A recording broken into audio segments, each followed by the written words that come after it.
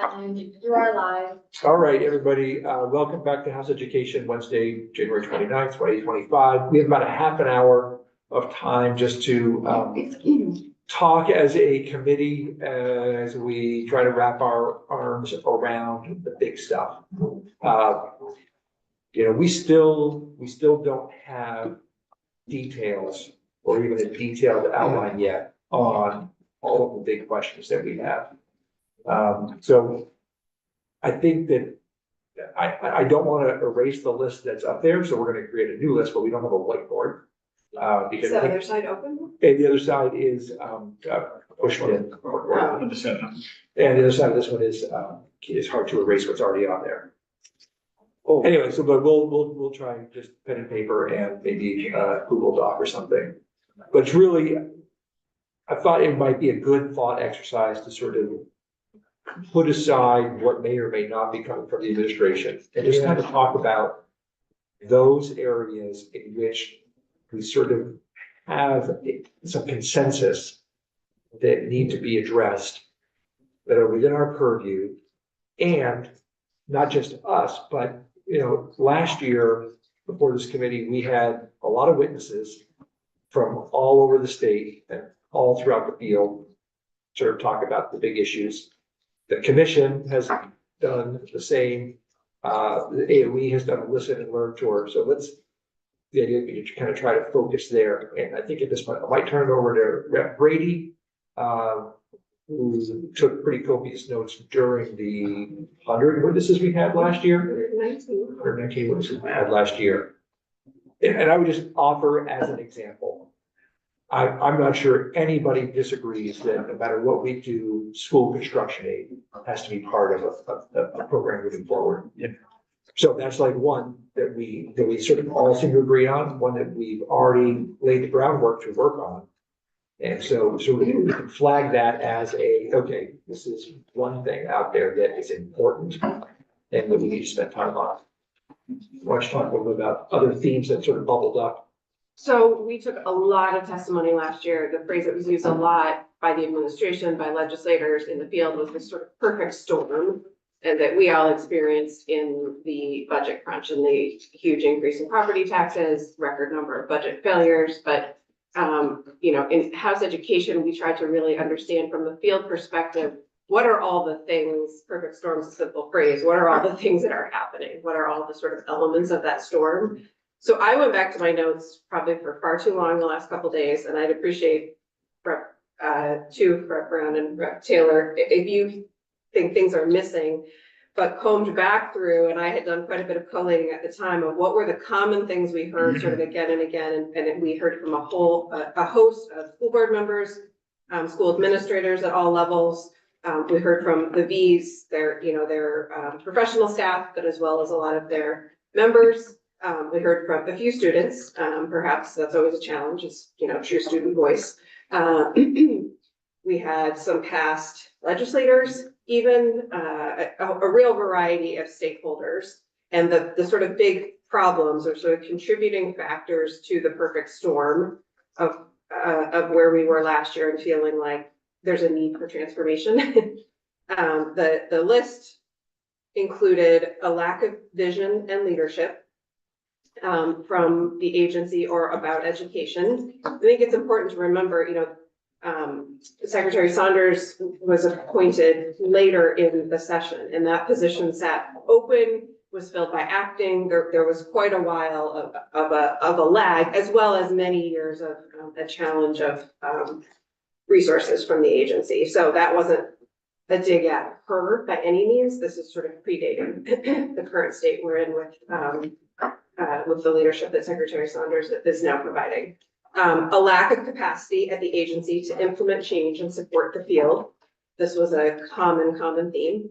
A common theme, and this came from places generally where we operate too many buildings, and that drives a lot of costs. And specifically for me, it was helpful. A few people talked about it, that Act 46 was about governance consolidation and not necessarily building consolidation.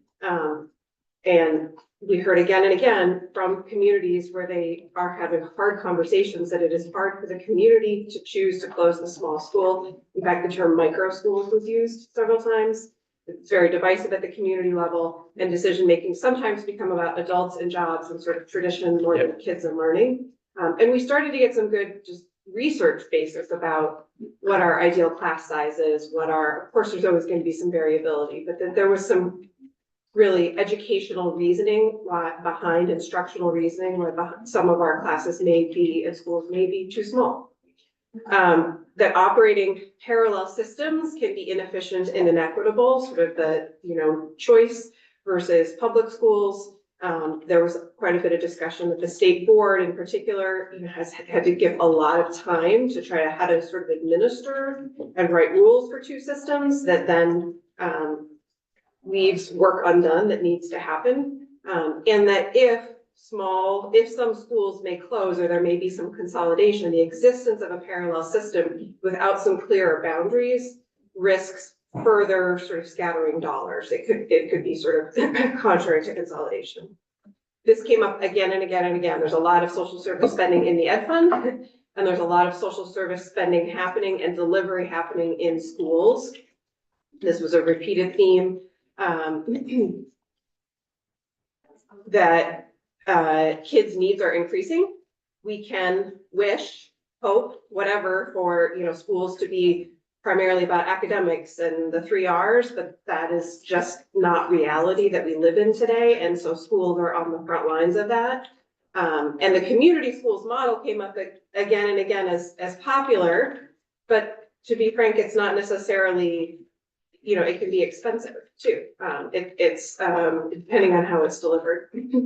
And as Chair Collins said, that the massive backlog of facility spending tied to that, we operate too many buildings, has put us in this terrible position of oftentimes spending money, perhaps putting good money after bad, perhaps into buildings that won't be open that much longer, and is just leaving communities in a dire spot with some pretty crummy facilities. So I don't know if particular committee members from last year feel like things are missing from that list that were some of the ingredients in the perfect storm that we heard repeated. I might shift sort of out of education, that doesn't, that's not to say that there also isn't an issue with our funding system. Right. And some people will say, we gotta go to income, some people will say we gotta go to foundation. By and large, a different committee is addressing those issues, but that was certainly a big one. These were, I think, the things that Field was pointing to as cost drivers and sort of systemic challenges. Do you feel, what else are we? Oh, I was gonna say, it's sort of a subset of what you said, just the mental health cost. I think we had a presentation last year, just kind of isolate that bucket of social services cost on schools, and we talked a little bit about how maybe we're not maximizing federal dollars and all those challenges. Can I ask a question about testimony over the last few years? Was there ever all what the two of you just said, I'm specifically talking about social services right at the moment. The comparisons between the way we operate here in our state and other states as far as cost of education. So can we actually compare the cost of education in Vermont, given that we provide a lot of social services through our education fund? Now we haven't acknowledged that. Can we compare that to other states easily? Is that something that you have found we could do?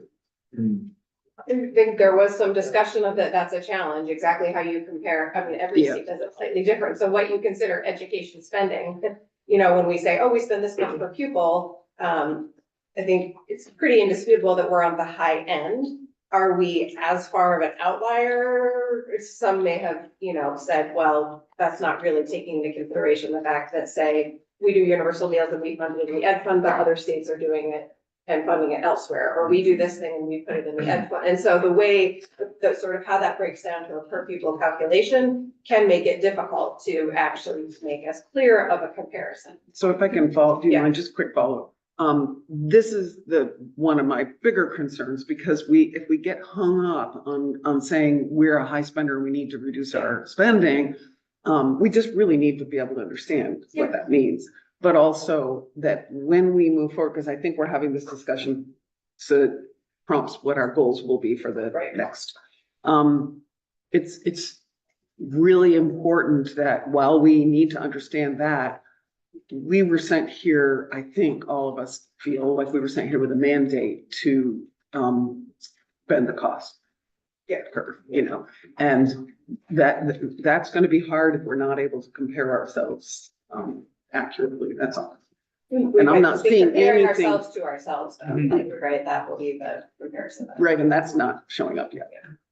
And I think you sort of alluded to it in your presentation that, do we just accept the fact that students have high mental health needs and it's going to be addressed in schools? And we probably aren't going to solve that outside of operating Well, schools. that's what we've done, right? Yeah, but I'm not, I think, should we accept the fact that, there's really no workable solution to that, since schools are bound by federal law to get kids through the day accessing their education, and that's not gonna change. I think there's also some nuance to that, like we did get some, okay, so last year at one point, I think either AOE or JFF had isolated about 50 million in increased direct mental health supports happening through the ed fund in schools. Oh, that's helpful. That's the stuff that's easier to quantify, maybe if it's a position or part of a position. I think what's harder and what schools were sharing with us, and I will say my perspective is what's harder to quantify is just the overall work of everyone in schools shifting.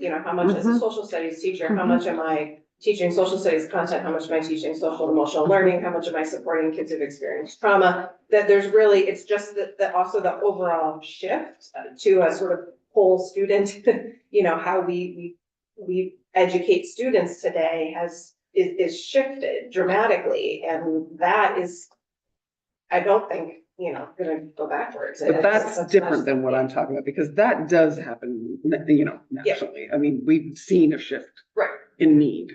Yeah. Okay, thank you. That's helpful. Yeah. So I'm not ready to say that that's the way we should be handling it, just within the school, the school and the education fund. I was more saying that, Correct. yeah, it's not necessarily gonna change. Correct, but I think there's gonna be an overlap always of money spent from the education fund in the mental health world. But I still feel like we need to get it back to the providers that can do the wraparound services that students need and families need, instead of having it be 7 hours in the school. Like United Counseling Services and stuff like that. Like could be that could be partnering a with- designated agency in your area, right? Yeah. In my world, it's the Howard Center. Okay. I would people agree that's kind of a core principle that we could, when we talk about decide what our goals are and figure out a way to get there, can we agree that one of our goals would be to try to shift away from just school-based mental health services to wraparound services provided by outside, the usual outside agencies? And did they maybe take like Medicaid and stuff? Yeah, yes, that's when you talk about leaving federal dollars. Right. Okay, And we've had tests, it Right. really comes down to not having enough staff. right. DAs can get Medicaid money, but if they don't have the people to bill Medicaid, then, Right. You go ahead. No, please. you don't have it. Okay. You go ahead. I worry about outside agencies providing that care, especially in the times that we're in with funding being cut. Mhm. Many of our, more rural places might bank on using community health centers for that, and community health centers get the funding that has been frozen. So I just want us to be mindful of the fact that if we take it out of schools or ask that the areas provide it more than the schools, and then those areas don't have the funding to supply that it will be an even bigger issue. Yeah. Very uncertain about all this. That whole level of service is subject to so many other Right. wins that. And tough funding as well. Yeah. That was, I'm glad you did go first, because that was sort of what I was trying to say. For the 30 years I've been on school board, we've had this conversation. This is not new. We keep having this conversation. And what we have consistently come back to in all my years of talking about this is that while I do agree with you about, bringing in the supports for, the key has always been that the educating children isn't just sitting them down in a classroom and teaching them there, it's connecting to their families and all of that. It's sort of like a wraparound service. And so we have, in my experience, always agreed that the best place to provide many of these supports is in the school building, with the caveat that we need revenue to support the extra staff we need in the building. Not to say that there isn't a place for what you're saying, I totally agree with that. But it is often the best place to make the connection with the children, and we just accept that in our buildings. Well, I don't think anybody would disagree with that. The question is who is providing that? And the problem with a school-only service is, after, they don't have the sort of right to intervene in families, nor is it part of their scope of practice. And I would say we heard from quite a bit of testimony.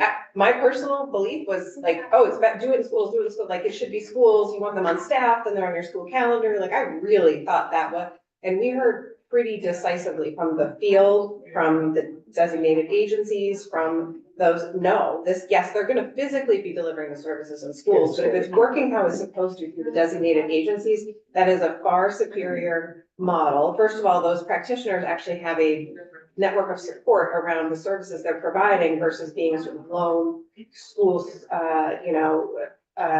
social worker at one district, where they are really, you're going to PD that's about something that's very education focused and not really what they're doing. And so I will say, it completely changed my opinion based on hearing resoundingly from both sides. Nope, the better way is that the DAs need to actually have the funding, have the staff, have the resources, and But could be in the school. I was It's just in gonna the say, school. are you talking about in the school building? Yes, Because but we're that's not what I'm talking about. but we're not talking about, paid by the Colchester School District. We're I talking think about the we're Howard. talking about the exact. Yeah, I think there's an important distinction, and we got to that last year, I feel like, so I would say yes, that principle is an important.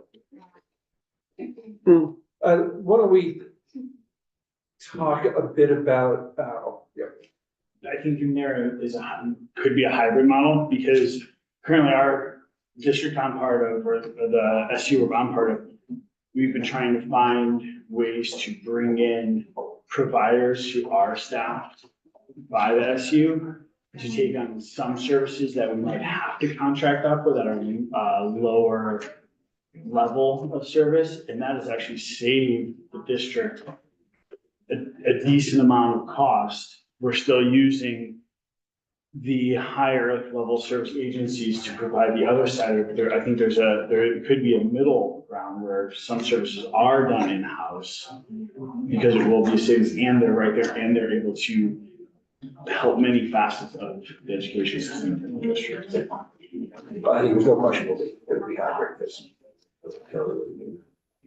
I'm gonna move to so then what do we do? You were gonna I mean, that's why I say, or do we just accept reality? You've been talking about it for 30 years. Oh, I meant It has the grown whole- so much. not just- Oh, yeah, go ahead. Our Yeah. policy. Can I add? Yeah. We talked about mental health, we also should be talking about the healthcare costs Yes. in schools and in districts. To all, yeah, that's all Vermonter. all- Yes. Correct, but Yes. sticking with, right, Yes. sticking within the realm of education, within the districts, that's a huge cost. Yeah, it was repeatedly mentioned as a cost driver, and Milena, no control over it. Yeah, absolutely. Anything else I missed from the recurring themes of the quote unquote perfect storm or underlying challenges? I will say what kind of spurred me to do this more was that last night my husband was watching some old Vermont Public Television, and they were interviewing former speaker, how do you say, Adachowski? The host. Obahosky. I mean, if you weren't looking at the screen and you were just listening to the audio, it was 30 years ago and it could have been the current speaker, it could have been the current governor. It could have been- it was just stunningly the exact same challenges, rhetoric. So it was like, okay, then what do we, so for me, I was trying to think, okay, so what do? We have this proposal that's still, we need a lot of details from the Agency of Education, but what do we know as the policy committee are some of the challenges and potentially some of the solutions? And maybe they aren't one big, perfect bill, but there's some specific policy things that we could be working on towards some of these underlying challenges that we heard last year and that might have existed for the last 30 years. And that was, even during a time when, enrollment was increasing rather than decreasing. But I miss. One thing, is just, and I don't know if it even fits in here, but I just want to mention, tech ed is one thing, is that it's an overall theme and what is going to have to be part of this system in the future of technical education from, I think we even brought it back to the 6th grade going forward, or we talked about. And the challenge, I think we heard last year again and again, is part of one of the challenges of our system. In some places, there's way more demand than there are seats. It's challenging to get educators, because you need people skilled from the field and the pay is not comparable. Yep. And that our system, in essence, sort of creates competition in a way and incentives or disincentives. For districts to really give kids full tech opportunities because the money would follow the kid in a way, and that in our bigger finance challenges is a compounding challenge. And staffing is, I think that's one of the biggest challenges we have, not only with our designated agencies, but within our school system, tech centers, teachers, stuff like that. I will say, just specific to CTE, we are supposed to be getting a pretty detailed report from consultants about how Vermont could evolve its system into something more effective. So I might sort of set that aside as a TBD. But CTE is sort of like housing. It all comes down to a basic thing. Time in the seats, just like all about flushing toilets for housing. When is that? Sorry, when is that? Any day. it's over. Oh, no, okay. Okay, I just want to make sure, because we need it. Very soon. Thank you. Yeah, Rob. I've got a big idea on the line, so I have 2 questions. It's kind of nuts and bolts. One, could we potentially, as a committee, look at the map and identify places where new, and this goes to construction, but it also goes to getting rid of schools, combining schools. Can we identify places where new regional schools would possibly be constructed? 2, and can we, at the same time, looking at the map, draw circles around places where we know that there's schools with, say, 500 to 2,000 kids and they're working and things are pretty good. Could we do those 2 things? I would say, but what we can do is we can create the body that would do that. People, when we talk about having too many schools, people keep bringing up the base closing commission, the non-partial Oh, yeah. military base closing commission. Right. And all these base closures. That was in fact a painful process. Yes. Nonpartisan, objective, data driven. I guess I have this idea, this vision, people say, taking the drone's eye view or the 30,000-foot view. And I wanted to say to this parent the other night at the Sunderland Select Board, this parent who's desperately trying to save this school that should not be saved. I think in our work, we need to take 100-year view. We don't take a drone's eye. We need to say, what's the landscape going to look like in 100 years? People say, this is our community. Yeah, but in 5 generations, can we recreate better, right? And so basically new communities, I guess. I don't know. So, I keep coming back to that. I think it's a really important little paragraph in what we got written from the AOE so far, and we need a lot more information about how they envision that happening, because again, there has been repeated discussion of a painful reality that we may operate too many buildings, and it is going to be really difficult. But we had school boards and administrators from many of the places saying, we cannot do it. You cannot ask us That's to close exactly our what own Wendy Love schools. said. Like, it is just She not, faces a that is howling not riot every realistic. time she mentions it. Yep, that is not realistic. And so then, one of my concerns about this sort of what we have so far from the agency is, how is that happening? Like, how do we, you know, if Act 46 was a governance consolidation more than a building consolidation, if we consolidate again governance, how does the actual sort of changing the footprint of our system happen? And I say that because one of the policy mechanisms that came up from quite a few people last year was another way to consider doing that, aside from the state literally going in and saying, this school's closed, this school's closed, this school's closed, is class size minimums as a potentially fairly high leverage policy tool to move towards that, that could potentially drive more changes in the field and potentially even to some district size minimums. And we started to pursue some of the like educational research around that, some of the, of course, the devil's in the details, it's challenging, but it may be one of our more, it could be an actionable policy step towards that doesn't leave it to individual districts to close their own schools, but doesn't also have the state literally making a list of these schools are going to close. Absent more information from the agency of how they see that piece of this puzzle happening, because I think it's pretty clearly on the table as one of the challenges. But I would just say Act 46 was a governance unification bill. And it led to very strong debates in many districts about how many school buildings they operate. And even with that unified governance, it was still impossible to have volunteer school board members make the hard decisions. I just wanted to ask in reference to one of the things you just said about like class minimum sizes. What does that look like in a town that does have meet the sort of class minimum sizes for most grades, but hey, this year we actually only have 7 kindergartners, but next year it's gonna be 15. Like, we don't want to. I think that's stuff we have Like to a work out. 3-year But average or. But to be clear, we don't have minimums right now. So No, I EQS sets know. maximums, and in many cases, we're not anywhere. near those Recommended. maximums. I'm just- And so minimums are a different, and this came from, you know, from some educational experts in the field as a tool and concern that happens in places, and that sometimes it's not, what's happening isn't educationally sound for kids, because they end up with a kindergarten class that might have 6 boys and 1 girl. That's gonna bring all kinds of challenges, or they might be combining grades again and again.